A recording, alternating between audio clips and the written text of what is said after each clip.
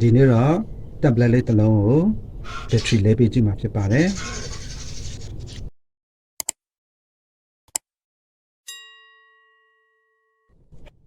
Hi အားလုံးပဲမင်္ဂလာပါ Take Uni YouTube channel ကနေနှွေးထွေးစွာကြိုဆိုပါတယ်ဒီမှာ tablet လေးတစ်လုံးရှိပါတယ် Audio Cube တစ်စိတ်ဖြစ်ပါတယ် iplay 20 Pro ဖြစ်ပါတယ် battery မကောင်းတော့လို့ battery လေးလဲပေးမှာဖြစ်ပါတယ်ဒါကတော့အသင့်အသုံးပြုနိုင်တဲ့စင်ထားပြီးသား Wi-Fi UPS တွေဖြစ်ပါတယ်လိုတလောက်မှာယူနိုင်ပါတယ်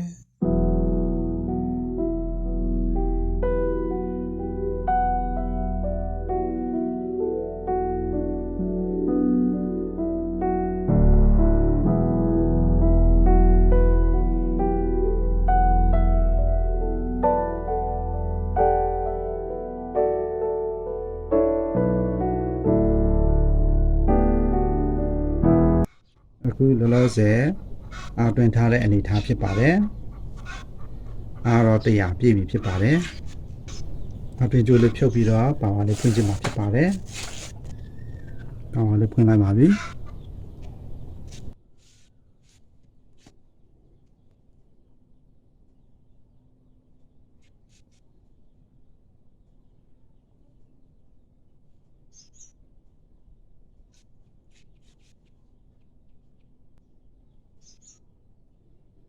ခုနပဲအား100ပြတယ်အခုပဲပါဝါဖွင့်လိုက်တော့94ရာခိုင်နှုန်းပဲကျန်တော့တွေ့ရပါတယ်ဒီမှာ94ရာခိုင်နှုန်းပဲကျန်ပါတယ်ဒီမှာဘက်ထရီလေးကမကောင်းတော့လို့ဒီမှာဖောင်းနေတာဖြစ်ပါတယ်ဒီမှာဒီဘေးနားလေးမှာကြည့်ရင်ဖောင်းနေတာကိုတွေ့ရမှာဖြစ်ပါတယ်ဟုတ်ပါဝါပိတ်ပြီးတော့ဘက်ထရီလေးကိုလဲလှယ်ပေးမှာဖြစ်ပါတယ်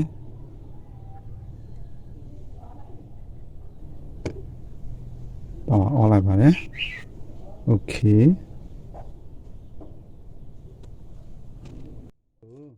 ဘက်ထရီကိုဖြုတ်ဖို့အတွက်ပထမဆုံးစင်ထရီလေးကိုထုတ်လိုက်မှာဖြစ်ပါတယ်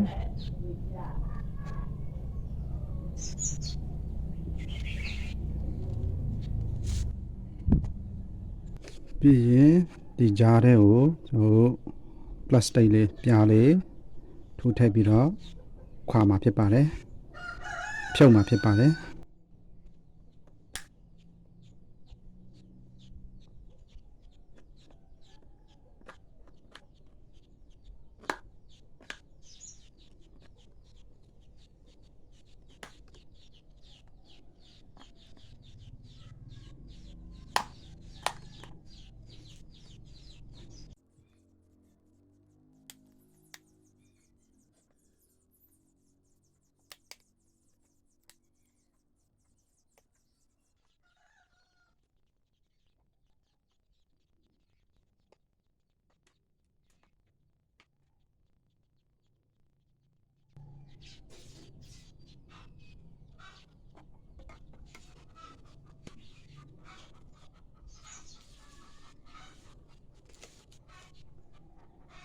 ပြီးရင်ဒီဘက်ထရီလေးကိုဖြုတ်ထုတ်မှာဖြစ်ပါတယ်။နောက်ဘက်ထရီလေးကဖောင်းနေတာဖြစ်ပါတယ်။ဘက်ထရီနှလုံးပါတာဖြစ်ပါတယ်။ဒီပေါ်ဘက်တစ်လုံးကတော့ဖောင်းနေတာဖြစ်ပါတယ်။ဒါလေးကိုဖြုတ်ထုတ်မှာဖြစ်ပါတယ်။အရင်ဆုံးသူ့ရဲ့ socket လေးကိုဖြုတ်ထုတ်မှာဖြစ်ပါတယ်။ socket လေးကိုဖြုတ်ထုတ်လိုက်ပါပြီ။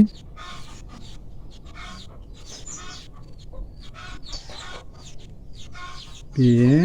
စကူလေးတွေကိုဖြုတ်ထုတ်မှာဖြစ်ပါတယ်။ဒီမှာတတ်ထားတဲ့စကူလေးလုံးကိုဖြုတ်ထုတ်မှာဖြစ်ပါတယ်။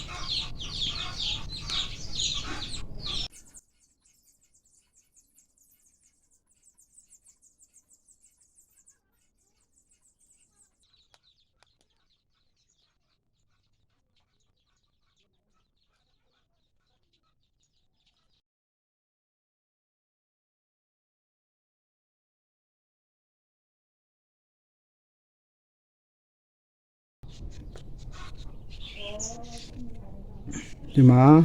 ဒီဘက်ထရီလေးကဖောင်းနေတာဖြစ်ပါတယ်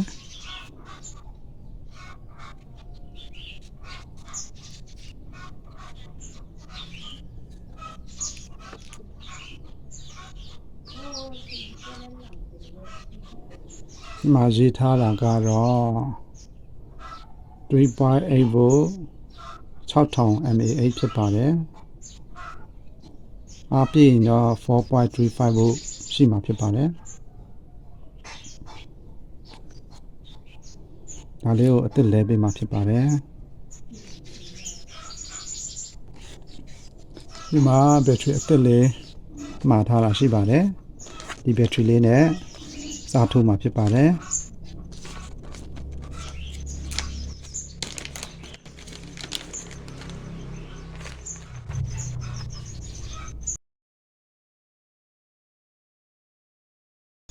ဒီဘက်ထရီမှာရေးထားတာတော့5 volt 6000 mAh ဖြစ်ပါတယ်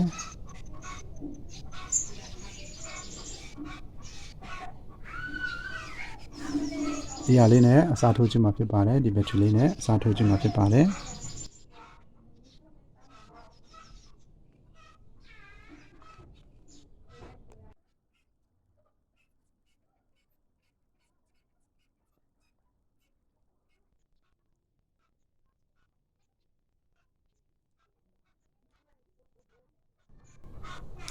ဒီဘက်ထရီအသစ်ကြတော့စကူလေးတွေမပါဘူးဖြစ်ပါတယ်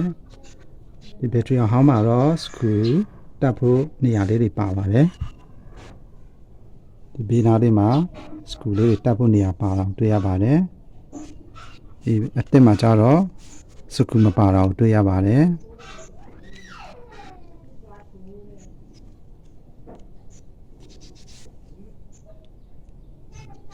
အသစ်ကတော့ဆိုင်နည်းနည်းလေးပူသေးတာကိုတွေ့ရပါတယ်ပူတူတာဖြစ်ပါတယ်အဟောင်းကပူပြီးတော့ရှည်တာဖြစ်ပါတယ်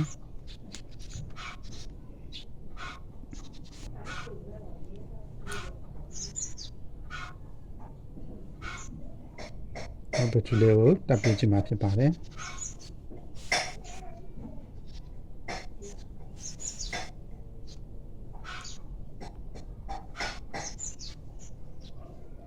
ပြီးရင်ပါဝါကီးလေးနှိပ်ခြင်းမှာဖြစ်ပါတယ်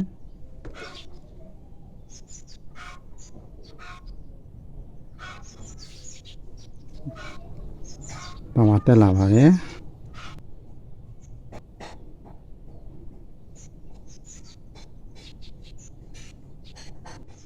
ဘက်ထရီကဘယ်လောက်ရာခိုင်နှုန်း95ရာခိုင်နှုန်းပါတော့တွေ့ရပါတယ်ဟိုအားသွင်းစမ်းကြည့်မှာဖြစ်ပါတယ်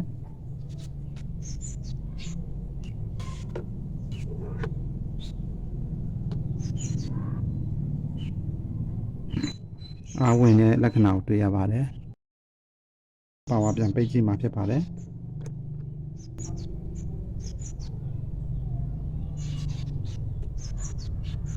ပါဝါပြန်ဖွင့်ကြည့်ပါမယ်ဒီမှာ95ရာခိုင်နှုန်းအားဝင်နေတာဖြစ်ပါတယ်ဆိုရင်ဒီဘက်ထရီအသစ်ကတော့အဆင်ပြေမဲ့သဘောရှိပါတယ်ဒီဘက်ထရီအသစ်လေးကိုတက်ပြီးတော့အဖုံးလေးပြန်ပိတ်ပေးမှာဖြစ်ပါတယ်ဟုတ်ပါဝါပြန်ပိတ်လိုက်ပါမယ်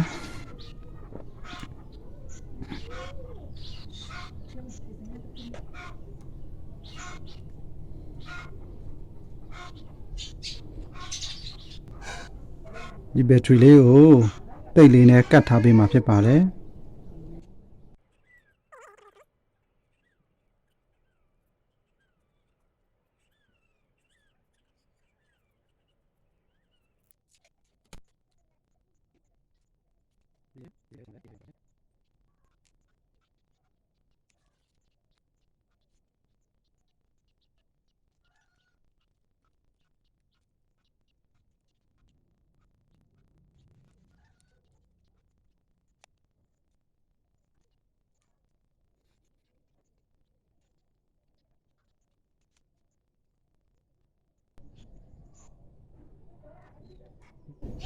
ပြီးရင်အဖုံးလေးပြန်ပြီးတော့တက်ပေးမှာဖြစ်ပါတယ်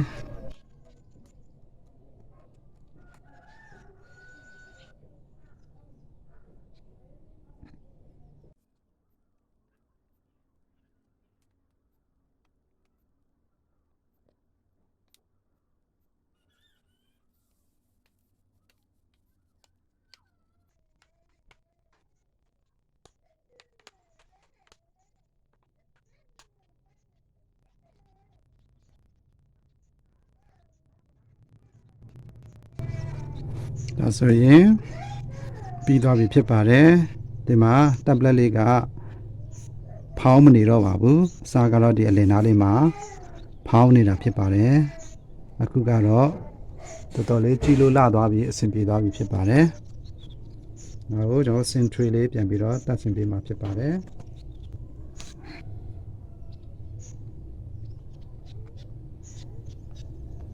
ပြီးရင်ပါဝါဖွင့်ကြည့်မှာဖြစ်ပါတယ်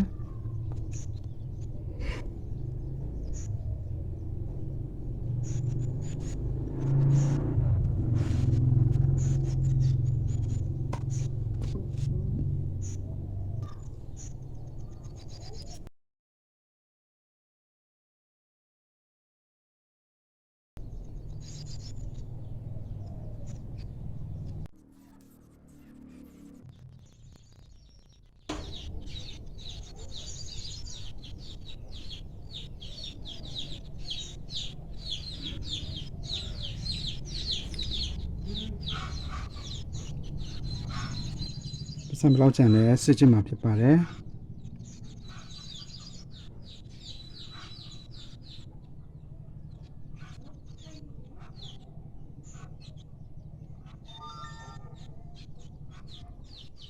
3180ကြက်ကြံပါတယ်ပြီးရင်အာတွင်စမ်းချင်မှာဖြစ်ပါတယ်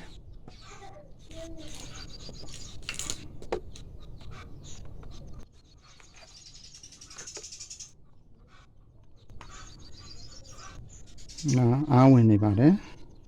95ရာခိုင်နှုန်းပြနေပါဖြစ်ပါတယ်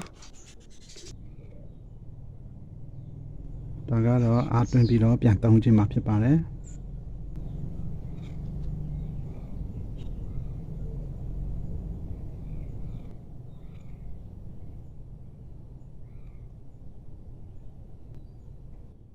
The Fulton County District Attorney gave Trump and 18 other accused co-conspirators until next Friday to turn themselves in. Fox's Caroline Elliott is in Atlanta tonight with more on how the surrender could be different than the others. ဘက်ထရီလဲပြီးတော့ YouTube တွေပါတယ်ကြည့်အကြာကြီးသုံးလဲဘက်ထရီ percentage တရားနေရော့မသွားဘူးဖြစ်ပါတယ်ဒါဆိုရင်ဒီ tablet လေးကတော့ဘက်ထရီလဲလိုက်တာအဆင်ပြေသွားပြီဖြစ်ပါတယ်ဘက်ထရီအကြာကြီးခံမယ်လို့ယူဆပါတယ်ဒါဆိုရင်တော့အားလုံးအဆင်ပြေသွားပြီဖြစ်ပါတယ်ကျွန်တော်တို့ဒီ iplay 20 pro tablet လေးကိုဘက်ထရီလဲပေးလိုက်တာအားလုံးအဆင်ပြေသွားပြီဖြစ်ပါတယ်အဓိကသူ့ရဲ့ပြချက်ကတော့ဘက်ထရီမကောင်းတော့တာဖြစ်ပါတယ်ဒီမှာသူ့ရဲ့ဘက်ထရီအဟောင်းဖြစ်ပါတယ်ဖောင်းနေပြီးတော့ဘက်ထရီအားကုန်မြန်တာဖြစ်ပါတယ်တနာရီတော့မသုံးရဘူးအားကုန်သွားတာဖြစ်ပါတယ်ပြီးတော့ tablet လေးက auto တွတ်တူအလိုလျောင်းပိတ်သွားတာဖြစ်ပါတယ်အခုအစ်စ်လဲထားပေးလိုက်တော့အဆင်ပြေသွားပြီဖြစ်ပါတယ်ဒီနေ့ကတော့ဒီလောက်ပါပဲ။အားရောက်ကြည့်ရှုအားပေးကြတဲ့မိတ်ဆွေများအားလုံးထူးပဲကျေးဇူးတင်ပါတယ်။နောက်ဗီဒီယိုတွေမှာပြန်လည်ဆုံတွေ့ကြပါစို့။